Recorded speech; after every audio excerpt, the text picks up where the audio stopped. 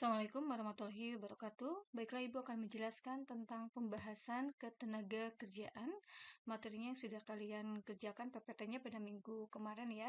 Ketenaga kerjaan atau yang kita sebut dengan employment, lawannya yaitu dengan pengangguran atau unemployment. Oke, ada apa aja yang akan kita jelaskan di ketenaga kerjaan ini dan tentang pengangguran? Ya. Baik, yang pertama tentang pengertian tenaga kerja, angkatan kerja, dan kesempatan kerja.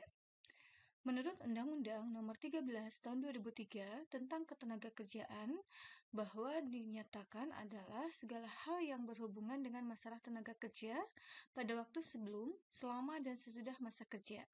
Pembahasan tenaga kerja ini akan berkaitan dengan penduduk.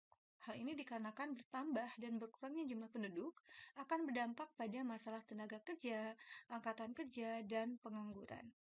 Tenaga kerja sendiri menurut Undang-Undang Nomor 13 Tahun 2003 bahwa adalah setiap orang yang mampu melakukan pekerjaan untuk menghasilkan barang ataupun jasa, baik untuk memenuhi kebutuhan sendiri maupun masyarakat. Artinya di sini undang-undang di sini tidak memberikan batasan usia yang jelas ya dalam mendefinisikan tenaga kerja. Tetapi di contohnya misalkan di India menerapkan batasan usia kerja minimal yaitu 14 tahun dan maksimal 60 tahun. Sedangkan di Amerika memberikan batasan usia kerja minimal 15 tahun dan maksimalnya 64 tahun. Angkatan kerja atau yang disebut dengan labor force adalah tenaga kerja yang siap, mampu, dan berkeinginan atau bersedia untuk bekerja jika terdapat kesempatan kerja, baik yang sudah mendapatkan pekerjaan maupun yang sedang mencari pekerjaan. Terdapat dua unsur dalam angkatan kerja ya, yaitu pekerja dan pengangguran. Pekerja atau yang disebut dengan employment, yaitu orang yang mempunyai pekerjaan atau orang yang sedang bekerja. Sedangkan unemployment adalah orang yang tidak mempunyai pekerjaan atau orang yang sedang mencari pekerjaan. Kesempatan kerja adalah suatu keadaan ketika peluang kerja tersedia bagi para pencari kerja. Dengan kata lain, kesempatan kerja itu merupakan pertemuan antara permintaan tenaga kerja dengan penawaran tenaga di pasar kerja. Penawaran tenaga kerja sendiri datang dari para pencari pekerjaan, sedangkan permintaan tenaga kerja datang dari pihak yang membutuhkan tenaga kerja baik swasta maupun pemerintah. Oke, kemudian itu merupakan pengertian antara ketenagakerjaan ya, angkatan kerja, kesempatan kerja. Kemudian di sini ada jenis-jenis tenaga kerja. Jenis tenaga kerja menurut kemampuannya terdiri dari tenaga kerja terdidik, tenaga kerja terlatih, dan tenaga kerja tidak terdidik dan tidak terlatih. Terdidik ini adalah tenaga kerja yang mendapatkan kemahiran suatu bidang karena pendidikan formal. Contoh misalkan dia sudah mengemban pendidikan formal SD, SMP, SMA, sampai perguruan tinggi sehingga nanti menjadi seorang dokter, seorang guru, atau seorang dosen ya. Itu merupakan tenaga kerja terdidik. Sedangkan terlatih yaitu tenaga kerja yang memiliki keahlian dalam bidang tertentu, tetapi dia melalui pengalaman kerja. Contoh misalkan supir. Supir itu bisa terlatih ya karena dia mempunyai keahlian karena dilatih atau kursus ya melalui kursus. Sedangkan ada juga tenaga kerja tetapi dia tidak mengalami pendidikan formal dan juga tidak terlatih. Contohnya misalkan buruh ya, pembantu, ya, tukang beca. Nah, itu merupakan tenaga kerja tidak terdidik dan tidak terlatih. Sedangkan tenaga kerja berdasarkan hubungan dengan produk, ada tenaga kerja langsung dan ada tenaga kerja tidak langsung. Tenaga kerja langsung itu tenaga kerja yang langsung berhubungan dengan proses produksi yang dikaitkan pada biaya produksi pada barang dihasilkan. Contoh di sini adalah tenaga kerja langsung seperti operator ya, operator pabrik atau karyawan bagian produksi. Sedangkan tenaga kerja tidak langsung, tenaga kerja yang tidak langsung terlibat dalam proses produksi. Contohnya misalkan tenaga kerja bagian kantor atau bagian administrasi atau bagian penjualan, marketing, dan periklanan. Nah, itu klasifikasi jenis-jenis tenaga kerja menurut kemampuan dan menurut produknya. Sekarang terdapat sebuah masalah ketenaga kerjaan. Adapun beberapa masalah ketenagakerjaan, pertama, melimpahnya jumlah tenaga kerja. Artinya jumlah tenaga kerja ini yang melimpah ya. Terjadinya maka masalahnya ketimpangan antara permintaan tenaga kerja dengan penawaran tenaga kerja di pasar. Kemudian rendahnya kualitas tenaga kerja. Rendahnya kualitas tenaga kerja menjadikan tenaga kerja tersebut tidak dapat bersaing dengan tenaga kerja dari negara lain. Karena rendahnya kualitas ini karena misalkan kurangnya pendidikan formal ataupun kurangnya pelatihan. Nah, ini berarti rendahnya kualitas tenaga kerja.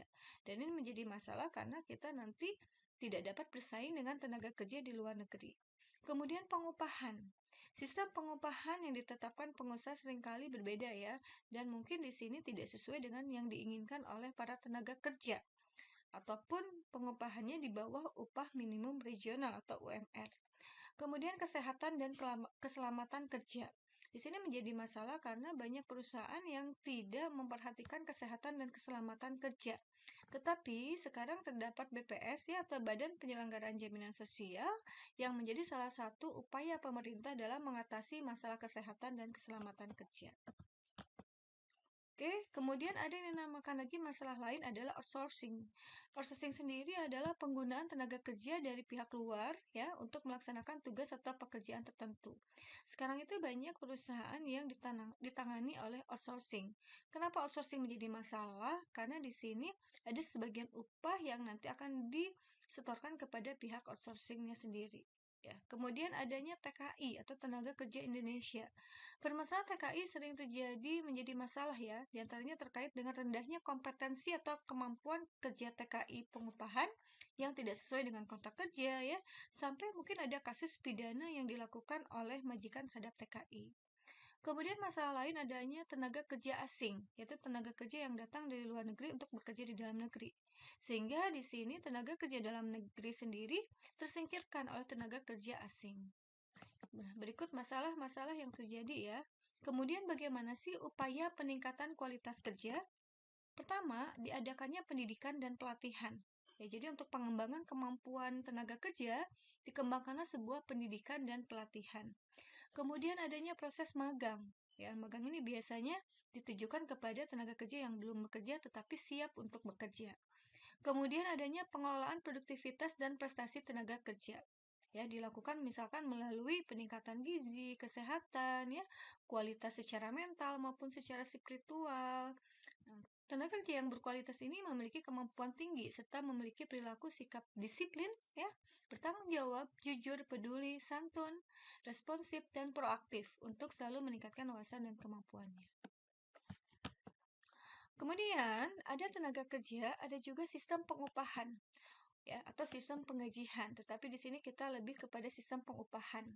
Upah atau gaji sendiri adalah hak pekerja yang diterima dan dinyatakan dalam bentuk uang sebagai imbalan dari pengusaha atau pemberi kerja. Kemudian sistem pengupahan merupakan kerangka pengelolaan peraturan dan ketetapan upah.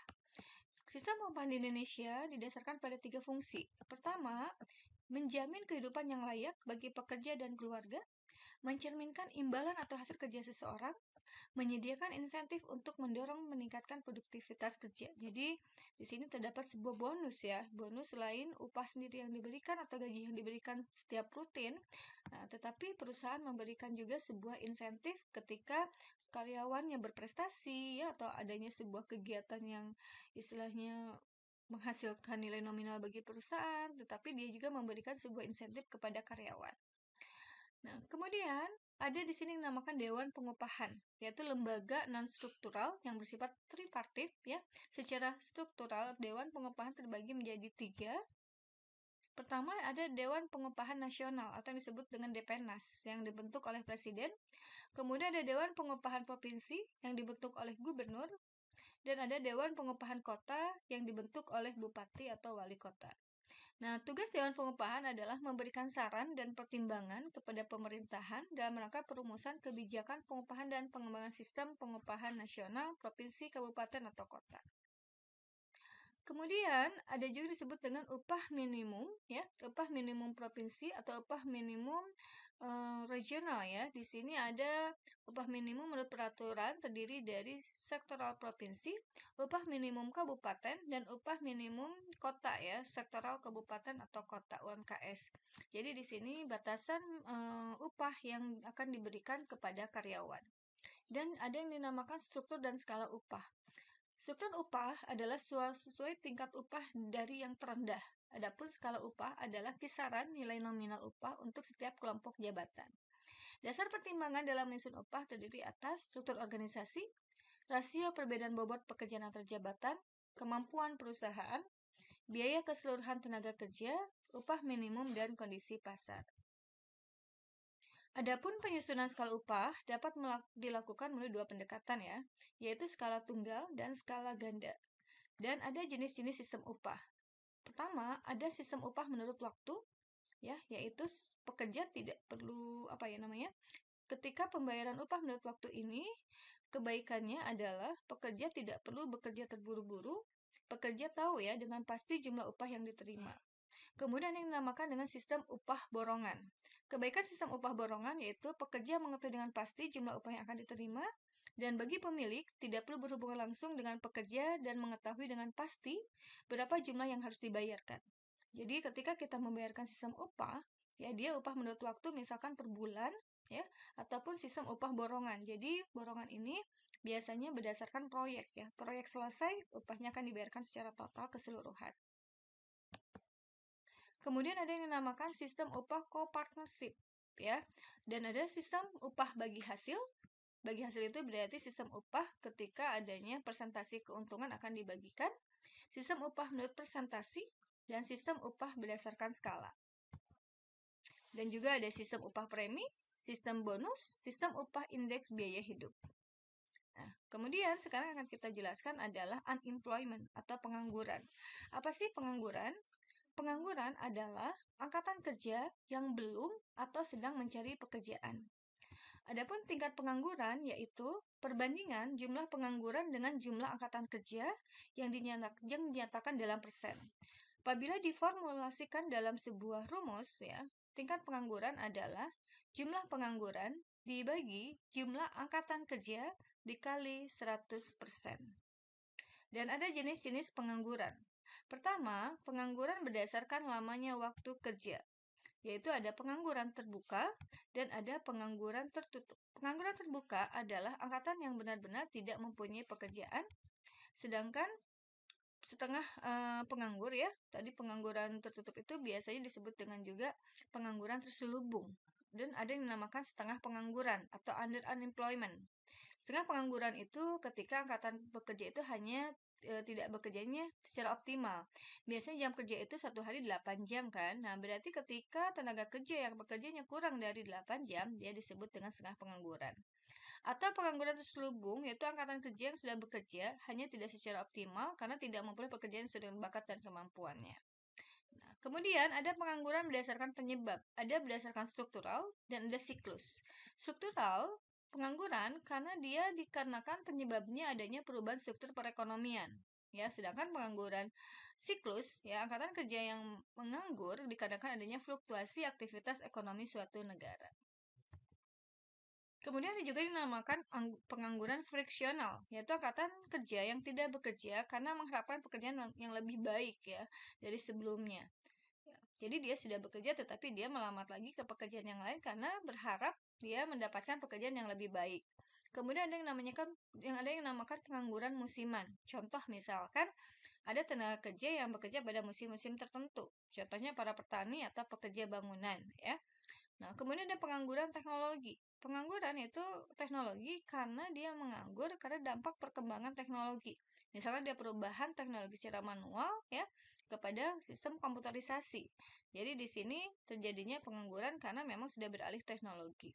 Dan ada yang dinamakan voluntary unemployment ya, yaitu pengangguran sukarela, yaitu angkatan kerja yang memilih untuk tidak bekerja walaupun terdapat kesempatan kerja. Dampak pengangguran sendiri terhadap perekonomian ada beberapa dampak. Pertama, pendapatan masyarakat dan penerimaan negara dari pajak menjadi turun, mendorong tingkat kriminalitas ya yang berdampak pada tingkat keamanan dalam berusaha, pendapatan real masyarakat lebih rendah, Daya beli masyarakat turun sehingga berdampak terhadap tingkat permintaan barang dan jasa. Pertumbuhan ekonomi secara nasional turun karena semakin banyak pengangguran, dan pengangguran dapat menimbulkan ketidakstabilan terhadap politik dan sosial. Adapun dampak pengangguran terhadap individunya sendiri, dia akan mengalami kondisi secara psikologis ya, karena ada tekanan batin ya, berarti ketika dia tidak mendapatkan pekerjaan, nah itu ada secara psikologis. Pengangguran dapat mengurangi fungsi akal sehat pelakunya. Kemudian pengangguran dapat menghilangkan mata pencaharian dan pendapatan individu, dan pengangguran dapat menghilangkan keterampilan pelakunya. Nah, itu dampak-dampak pengangguran sendiri ya. Bagaimana cara mengatasi pengangguran? Nah, bagi pengangguran itu sendiri, mereka harus mengembangkan kreativitas ya, melalui berwirausaha. Kemudian dikembangkan sekolah-sekolah yang mengarahkan pada peningkatan kecakapan hidup, seperti adanya sekolah SMK, pengembangan program kerjasama dengan luar negeri, pengembangan sektor usaha informal, dan pengembangan program transmigrasi. Adapun peran pemerintah, yaitu untuk mengatasi pengangguran, diperlukan peran serta berbagai pihak dari pemerintah. Menurut Undang-Undang Dasar 1945, Pasal 27 mengungkapkan setiap warga negara berhak atas pekerjaan dan kehidupan yang layak. Misalkan pemerintah memberikan dana bantuan untuk berwira swasta ya, untuk berwirausaha ataupun untuk melakukan pendidikan dan pelatihan supaya tenaga kerjanya menjadi terampil dan terlatih. Demikian pembahasan tentang tenaga kerja dan pengangguran. Apabila ada yang kurang dipahami, silakan untuk ditanyakan. Terima kasih, selamat belajar. Wassalamualaikum warahmatullahi wabarakatuh.